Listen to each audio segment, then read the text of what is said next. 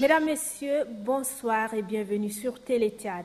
L'essentiel de l'actualité de ce soir reste dominé par la visite au Tchad du ministre français de la Défense nationale, Jean-Yves Le Drian, qui a été reçu ce matin par le président de la République, Idriss Déby Itno. Après Niamey et Bamako, le ministre français est venu à N'Djamena s'entretenir avec le chef de l'État de la crise malienne. Jean-Yves Le Drian a tenu à remercier personnellement le chef de l'État Idriss Déby Itno pour l'intervention remarquable du Tchad au nord Mali. Je vous propose de suivre à présent un extrait des propos du ministre français de la Défense, Jean-Yves Le Drian, à sa sortie d'audience. Le président Déby, je tenais absolument à venir ici à N'Djamena, d'abord pour le remercier.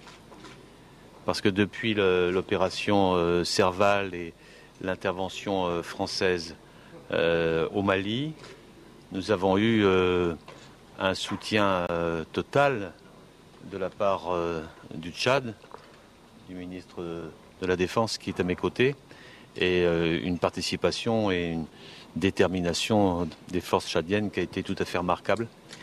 Et je voulais le lui dire, puisque nous rentrons maintenant dans une nouvelle phase. Et j'ai dit au président Déby que je considérais que, étant donné l'importance de l'engagement du Tchad dans la MISMA, et dans l'opération qui se poursuit en ce moment, qui est autour de l'opération Serval pour la France, étant donné l'importance le nombre de soldats, et leur courage, leur détermination dans les combats qui ont eu lieu, et la volonté du président Déby de poursuivre, qu'il était logique que le Tchad assume des responsabilités. Sachez aussi que le président de la République, Idriss Déby Itno, a accordé hier après-midi une interview exclusive à la chaîne de télévision Al Jazeera.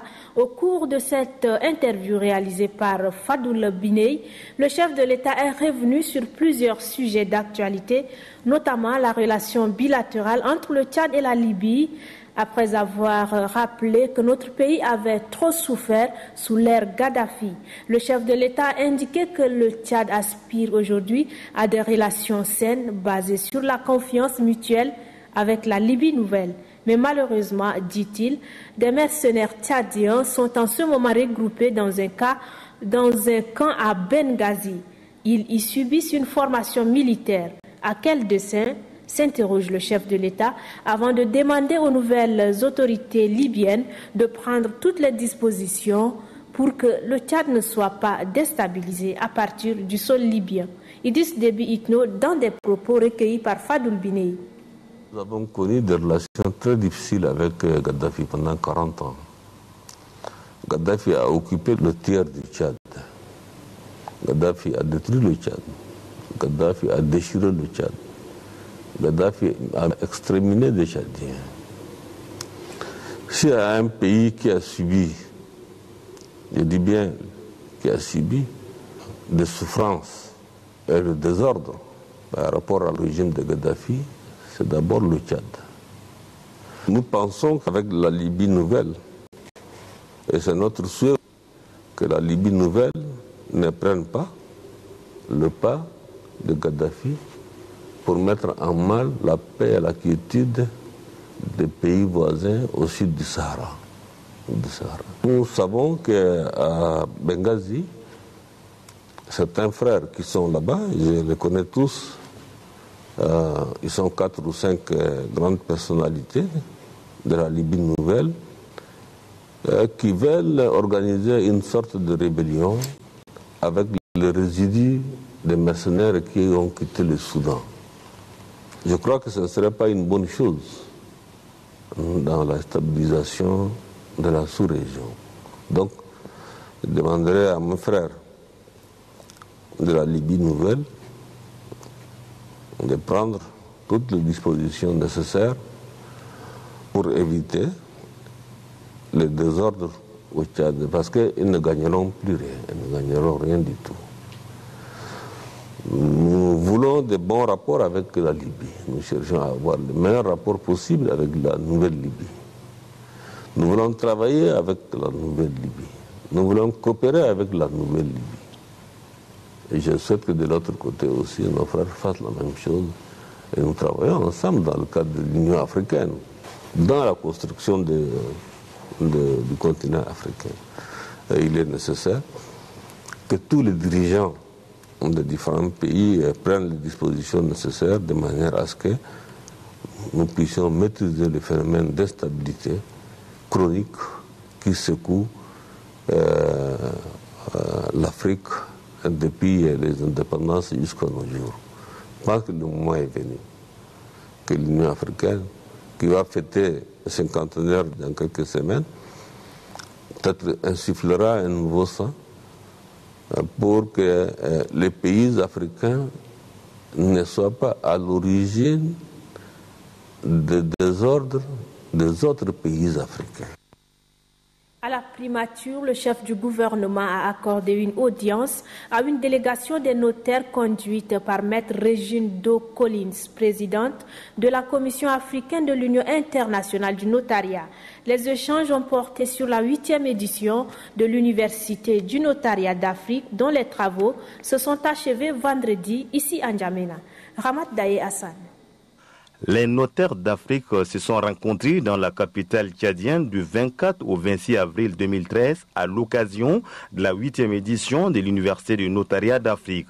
Ces pratiquants de droit ont bien voulu partager avec le Premier ministre Joseph Djimrangar Datnadji les conclusions de leurs assises de N'Djamena. Maître Régine Do Collins du Cameroun, président de la Commission africaine de l'Union internationale du notariat, a profité de cette occasion pour faire une pierre deux coups en expliquant amplement la mission assignée à l'institution qu'elle dirige.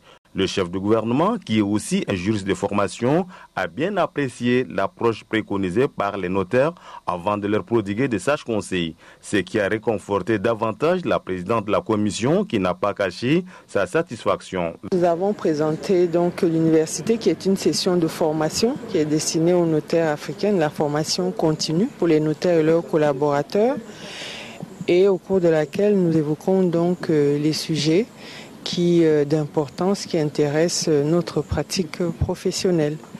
Et au nombre de ces sujets, nous avons évoqué la réforme en cours du droit des sociétés commerciales OHADA. Donc voilà autant de sujets sur lesquels le Premier ministre nous a également donné son avis, très éclairé, très pertinent.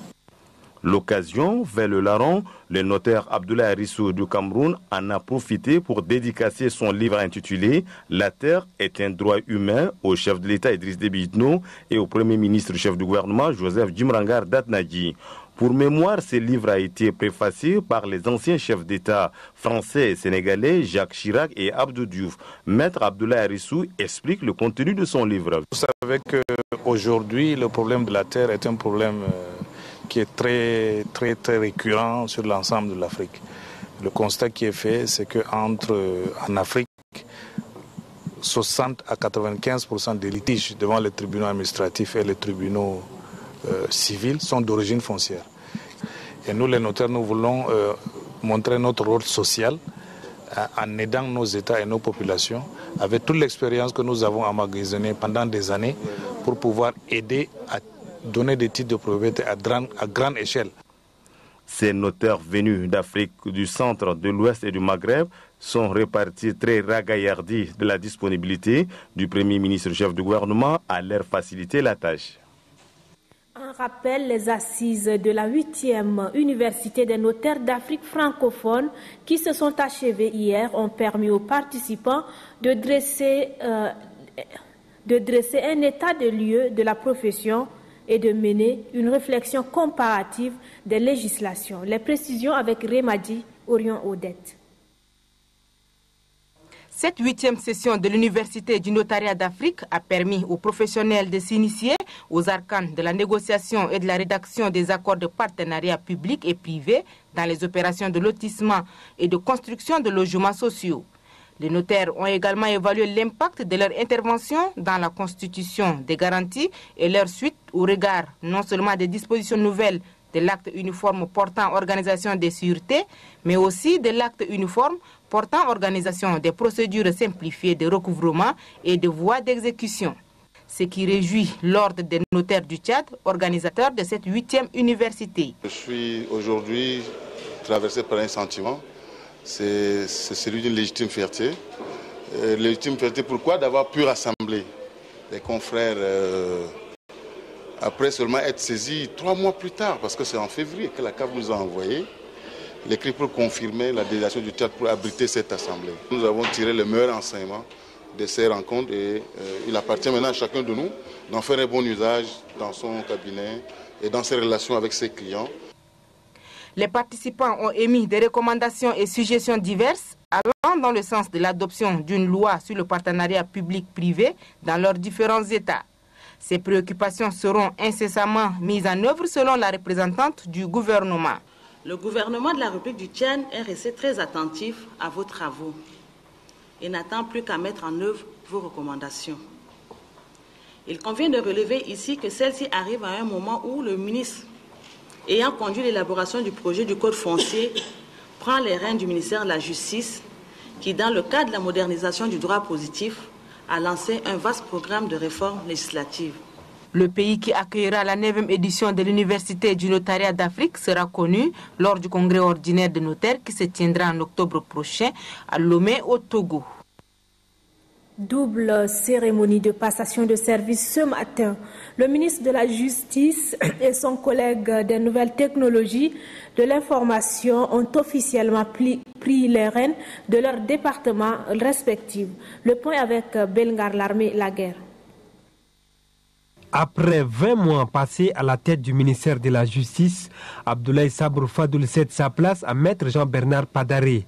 Le garde des Sceaux sortant, Abdoulaye Sabrou Fadoul, a remercié les plus hautes autorités du pays pour la confiance qu'elle ne cesse de renouveler en lui avant d'exhorter ses anciens collaborateurs à prêter la même attention au nouveau ministre Jean-Bernard Padaré.